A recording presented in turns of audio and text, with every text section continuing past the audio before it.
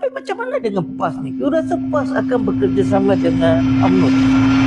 Susah juga nak baca, nak jangka macam mana. Tapi macam saudara cakap, sebelum ni pun pernah PAS dan UMNO pernah bersama waktu Muhyiddin Yassin, kemudian waktu Ismail Sabri, dan kita nampak tak begitu banyak pun apa yang boleh dibuat bila gabungan dua parti Gergasi Melayu ni. Dan saya kelakar juga kalau dia kata yang Melayu kena bersatu padu ni. PKR tu datang daripada UMNO, splinter daripada UMNO, Amanah adalah splinter daripada PAS, PAS adalah splinter daripada UMNO. Patutnya kalau mereka nak gabung, bubar saja semua parti, semua masuk UMNO baliklah. Rumah bangsa Zaid Hamidi. Pejuang pun splinter dari Bersatu, Bersatu splinter daripada UMNO, PAS splinter daripada UMNO. Jadi begitu banyak. Hanya PSM semua tak splinter.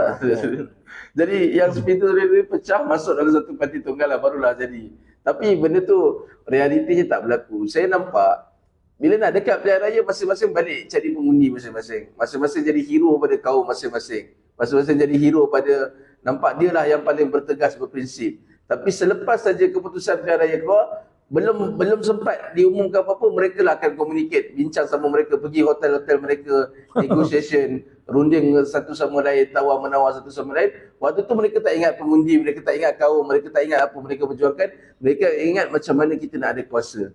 Itu yang saya nampak lah. Jadi ini semua wayang-wayang bunga-bunga sebelum sampainya pilihan raya.